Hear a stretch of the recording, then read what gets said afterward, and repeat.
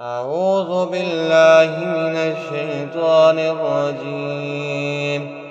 بسم الله الرحمن الرحيم.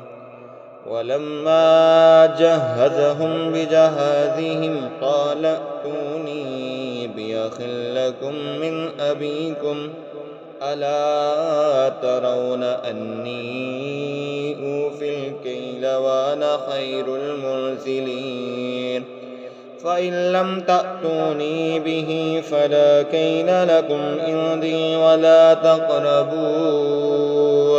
قالوا سنراود عنه أباه وإنا لغافلون.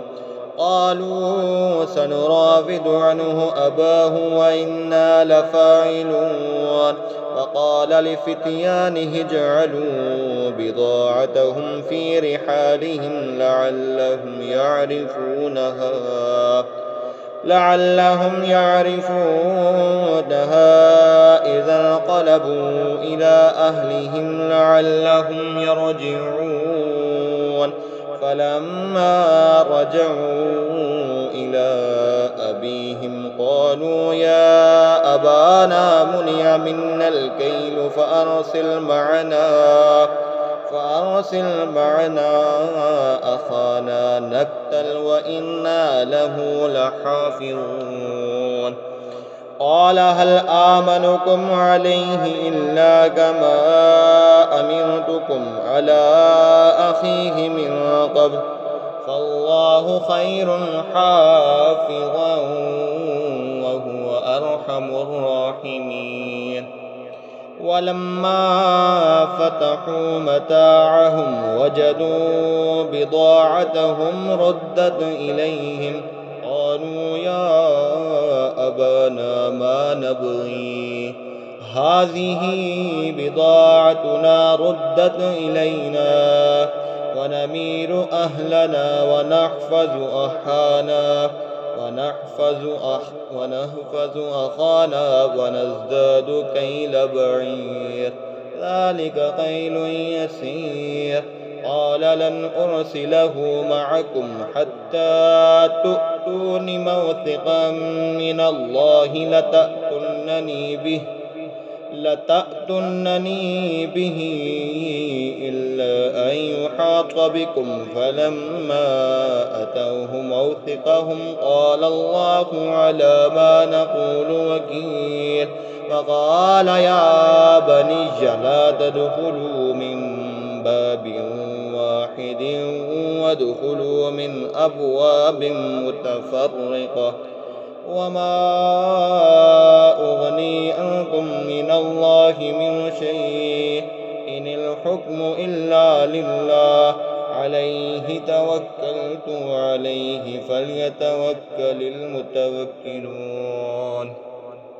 ولما دخلوا من حيث أمرهم أبوهم ما كان يغني عنهم من الله من شيء إلا حاجة في نفس يعقوب قضاها وإنه لذو علم لما علمناه ولكن أكثر الناس لا يعلمون. ولما دخلوا على يوسف آوى إليه أخاه قال إني أنا أخوك فلا تبتئس بما كانوا يعملون. فلما جهزهم بجهازهم جعل السقاية في رحل أخيه ثم أذن مؤذن أيتها العير إنكم لسارقون. وأقبلوا عليهم ماذا تفقدون. قالوا نفقد سواع الملك ولمن جاء به حمل بعير وأنا به زعيم. قالوا تالله لقد علمتم ما جئنا لنفسد في الأرض وما كنا سارقين. قالوا فما جزاؤه إن كنتم كاذبين. قالوا جزاؤه من وجد في رحله فهو جزاؤه كذلك وكذلك نجزي الظالمين فبدأ بأوعيتهم قبل وعاء أخيه ثم استخرجها من وعاء أخيه كذلك كدنا ليوسف ما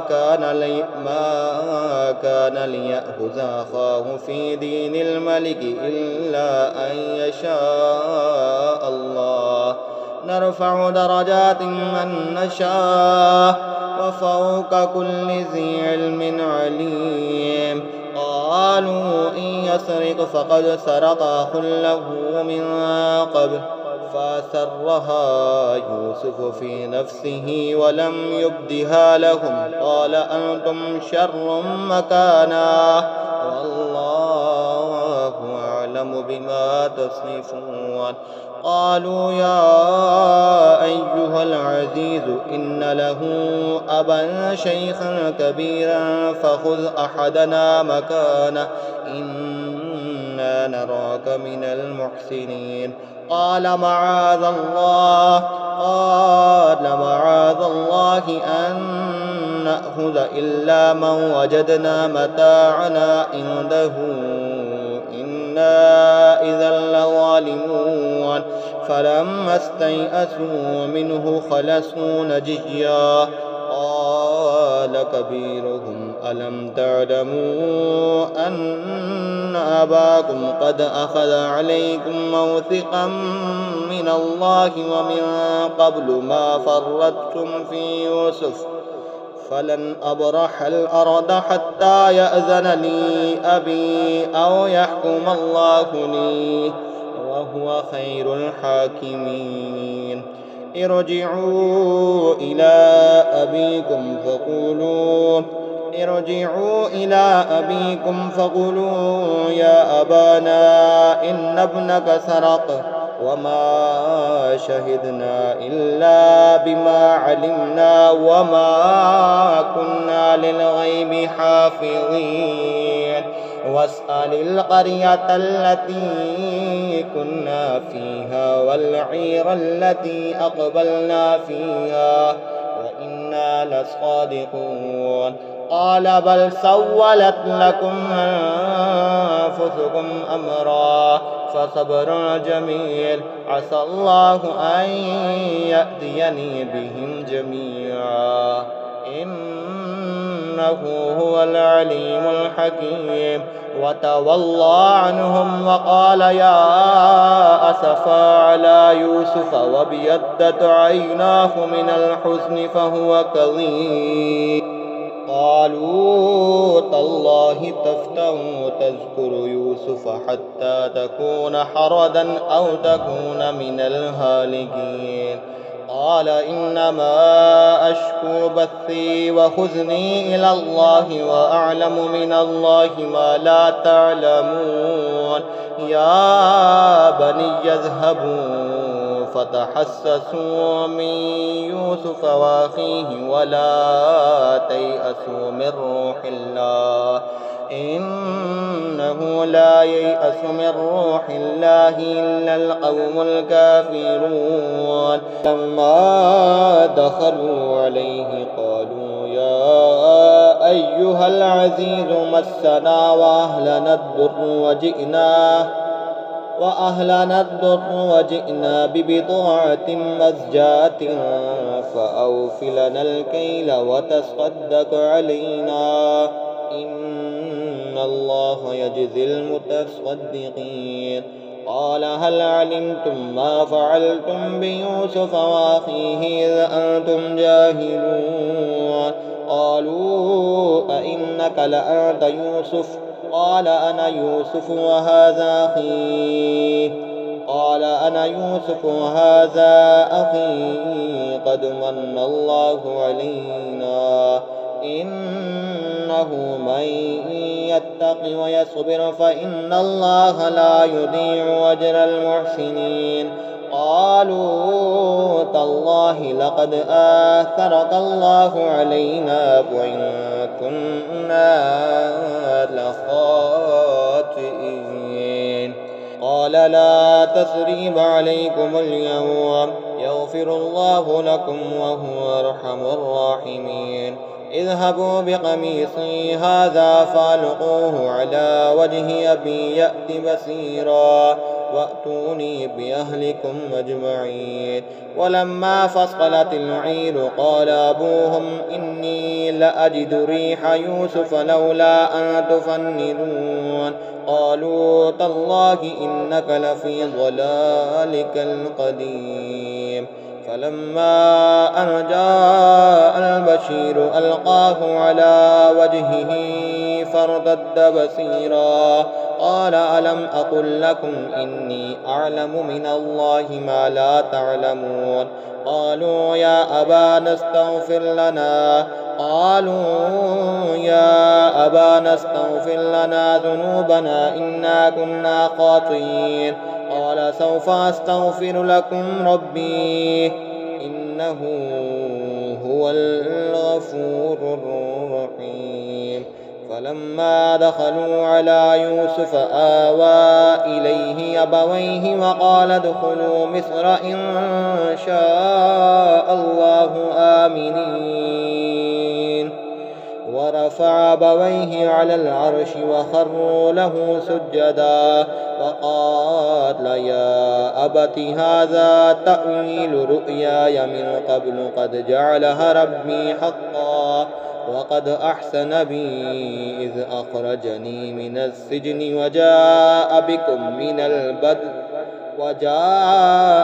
من البدو من بعد أن نزغ الشيطان بيني وبين إخوتي إن ربي لطيف لما يشاء إنه هو العليم الحكيم.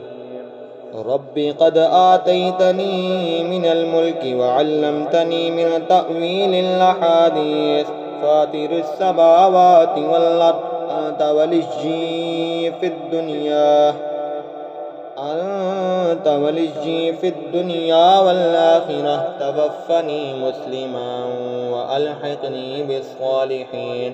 ذلك من أنباء الغيب نوحيه إليك وما كنت لديهم إذ أجمعوا أمرهم وهم يمكرون وما أكثر الناس ولو حرصت بمؤمنين وما تسألهم عليه من أجر إن هو إلا ذكر للعالمين. وكأي من آية في السماوات والأرض يمرون عليها وهم عنها معرضون وما يؤمن أكثرهم بالله إلا وهم مشركون. أفأمنوا أن تأتيهم غاشية من عذاب الله أو تأتيهم الساعة بغتة وهم لا يشعرون قل هذه سبيلي أدعو إلى الله على بصيرة أنا ومن اتبعني وسبحان الله وما أنا من المشركين. وما أرسلنا من قبلك إلا رجالا نوحي إليهم من أهل القرى أفلم يسيروا في الأرض فينظروا كيف كان عاقبة الذين من قبلهم وللدار الآخرة خير للذين اتقوا أفلا تعقلون.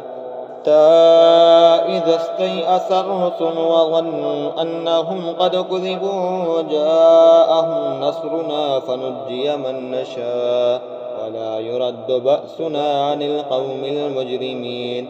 لقد كان في قصصهم عبرة لأولي الألباب ما كان حديثا يفترى ولكن تصديق الذي بين يديه وتفصيل كل شيء وهدى ورحمة لقوم يؤمنون.